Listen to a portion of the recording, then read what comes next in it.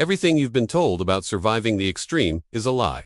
Most people think survival is about expensive gear or high-tech gadgets, but the truth is much more haunting. Socho ek isi jaga. Jahan sans, lina dar dita ho, jahan pani hawa main, jam jahata ho, or jahan gulti surf. Ek hoti haitayari. Come. Hona, we are talking about Oymyakon, Siberia, the coldest inhabited place on the planet, where in 1988, a man named Mikhail Voronin decided to do something so bizarre that his entire village thought he had finally lost his mind. While his neighbors were enjoying the fleeting warmth of the summer sun, Mikhail was obsessed with a project that looked like a giant, ugly wooden coffin being built right over his family cottage. He wasn't just fixing a roof or adding a room. He was constructing a massive secondary shell shed that completely swallowed his house. Leaving a 3-foot gap between the old walls and the new wooden exterior, he spent every waking hour hauling heavy logs and stacking seasoned birchwood into this gap, until his windows were blocked and his home looked like a windowless fortress of timber. The people of Oymyakon were tough, but they found Mikhail's behavior absolutely hysterical, standing in the streets and pointing at the man in the box who was wasting his life burying himself alive. They joked that he was building a tomb or that he was simply terrified of the winter wind, never realizing that Mikhail was actually building a sophisticated thermal trap based on ancient physics that the modern world had long forgotten. Mikhail didn't argue with the mockers. He just kept stacking, filling that 3-foot void with thousands of logs of firewood, creating a wall of fuel and insulation that was several feet thick. He had noticed the way the local birds were migrating earlier than usual and felt a specific, eerie stillness in the Siberian air that signaled something catastrophic was coming. By the time the first gray clouds of November appeared, Mikhail had sealed his family inside this wooden cocoon, while the rest of the village sat in their standard homes, laughing at his paranoia. But as the sun vanished and a record-breaking blizzard began to scream across the tundra, those laughs were about to turn into desperate prayers for warmth. The power lines began to hum with a terrifying vibration as the temperature took a dive that no one in the village was prepared for. Mikhail sat inside his inner living room, watching the thermometer drop, knowing that his shed was the only thing standing between his children and a frozen grave. The laughter in the streets died out instantly when the main transformer for the village exploded under the pressure of the cold, plunging every home into total darkness. As the frost began to grow like white hair on the inside of his neighbor's walls, Mikhail realized the true test of his insanity had finally arrived.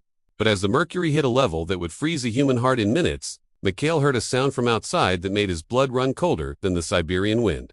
By the third night of the Great Freeze of 1988, Oymyakon had become a ghost town, buried under a sky of white death, with temperatures plummeting to a bone-crushing minus 70 degrees Celsius. The central heating pipes that the village relied on didn't just leak. They shattered like glass, leaving families huddled around tiny coal stoves that were rapidly running out of fuel. In every other house, people were burning their furniture and even their floorboards just to keep the air breathable. But the cold was an invisible predator that seeped through every brick and every crack. However, inside Mikhail Voronin's crazy shed, a miracle of physics was keeping his family in shirt sleeves. The massive wall of firewood surrounding the house acted as a giant thermal battery, absorbing the tiny bit of heat from his small stove and reflecting it back with incredible efficiency. Because he had designed the shed with an internal access point, Mikhail could pull logs from the insulation layer directly into his stove without ever opening a door to the outside world. His neighbor, Yuri, who had been the loudest voice in the crowd of mockers, was now trapped in a home that had become a literal icebox, his family shivering under piles of frozen blankets as their breath turned to ice on their pillows. Mikhail knew he couldn't just sit in his warm sanctuary while his friends perished, so he began the life-threatening task of tunneling through his own firewood walls to reach the outside. Every time he opened his reinforced outer hatch, the air felt like liquid fire in his lungs. But he dragged the sled, loaded with seasoned wood, to the nearest houses, moving through the whiteout like a shadow.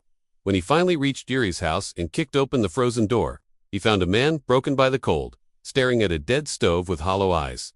Mikhail didn't say a word about the summer of laughter. He simply started a fire, using his and showed Yuri how the worthless shed was now the only source of life in the entire district. But even with the firewood, the sheer weight of the storm was becoming a new kind of enemy. The snow was piling so high that it was beginning to crush the roofs of the village. And Mikhail heard a terrifying, low groan coming from the main support beams of his wooden shell. He realized that the very structure saving them was now under thousands of tons of ice and snow, threatening to collapse and trap them all inside a wooden grave. He had to choose between staying in the warmth and risking a structural collapse, or climbing onto the roof in a minus 70 degrees Celsius blizzard to clear the weight up. Task that was almost certainly a suicide mission.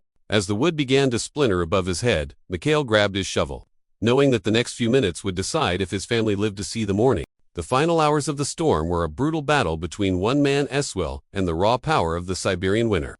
Mikhail Voronin, wrapped in layers of thick wool and fur until he could barely move, climbed into the heart of the blizzard to save the roof of his firewood fortress. The wind was so strong it threatened to throw him into the darkness, and the cold was so intense that his skin would have frozen to his shovel if he had been careful. Down below, his family listened to the rhythmic thud of snow being cleared, praying that the man who had been the village joke would remain their hero for just one more hour. After what felt like an eternity, the weight was cleared, and Mikhail slid back into the warmth of his wooden tunnel, his body shaking with exhaustion but his heart full of a grim satisfaction. When the winds finally died down and the sun made its first pale appearance over the horizon, Oymyakon looked like a graveyard of white mounds, but one house stood tall, the house within the shed. When the government rescue teams finally managed to break through the snow-blocked passes weeks later, they expected to find a village of frozen statues. Instead, they found a small community of survivors gathered around Mikhail's bizarre wooden structure, which had become the unofficial headquarters for the entire neighborhood. The shed was no longer a joke. It was a masterclass in survival engineering that proved that thinking ahead is more valuable than any modern convenience. Mikhail had saved not only his own wife and children, but through his dangerous supply runs, he had kept the fires burning in 6 other homes that would have certainly become tombs without his firewood.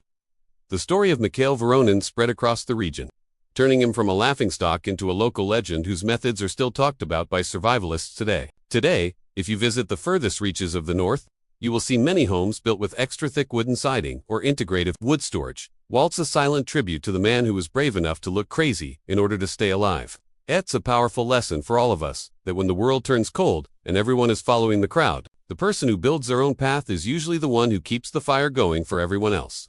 If you think Mikhail's foresight was incredible, make sure to hit that like button and subscribe to our channel for more stories of human grit and survival. We dive deep into the moments of history that prove that sometimes the crazy neighbor is the only one who truly knows what's coming next. What would you have done if you were Mikhail's neighbor? Would you have laughed? Or would you have started building your own shed? Let us know in the comments below.